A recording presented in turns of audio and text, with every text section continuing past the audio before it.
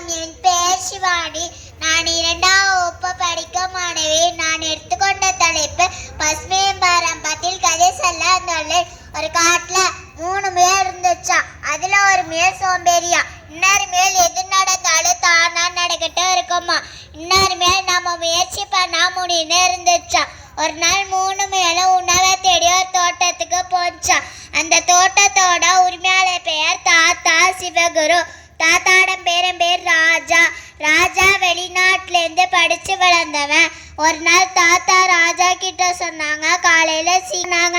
அதே மாதிரி மறுநாள் காலையில் தாத்தா சீக்கிரம் எழுந்திரிச்சிட்டு கம்பங்கூழ்ல கேழ்வரகுக்குள் உளுந்தங்களி இந்த மாதிரி சாப்பிட்டனால அவங்க உடம்பு ஆரோக்கியமாகவும் வலுவாகவும் இருந்துச்சான்.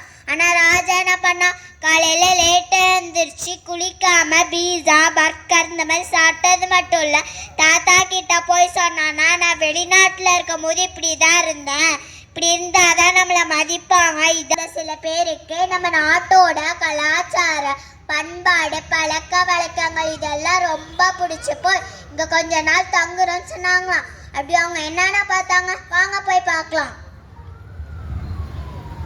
வாசலில் சாணம் தெளித்தால் அது ஒரு கிருமி நாசினி, கிருமிகள் நம்மளை பாதிக்காது. அரிசி மாவில் கோலம் போடுதால் அந்த அரிசி மாவை ஈ எறும்புகள் இந்த மாதிரி நிறைய உயிரினங்கள் சாப்பிட்டா அது ஒரு ஜீவகாருண்ய செயல். தீபம் வழிபாடு. காலையில எழுந்தச்சப்புறம் விளக்கேத்துனா கெட்ட சக்திகள் நம்ம வீட்டுக்குள்ள வராது, அது ஒரு நேர்மறை ஆற்றல்.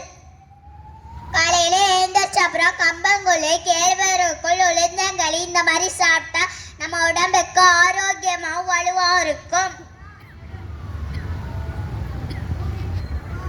விரத முறை. விரதம் இருக்கனால நம்ம உடலில் உள்ள கொழுப்பு சீராக இருக்கும். பருத்தி ஆடை அணிதல். பருத்தியில போடுற ட்ரெஸ்ஸை போட்டா நம்ம தோலுக்கு இதமா இருக்கும். கூட்டு குடும்பம் வாழ்க்கை முறை. தாத்தா பாட்டி இந்த மாதிரி பெரியவங்கள் பாதுகாப்பிலும் அன்புலையும் குழந்தைகள் வெக்க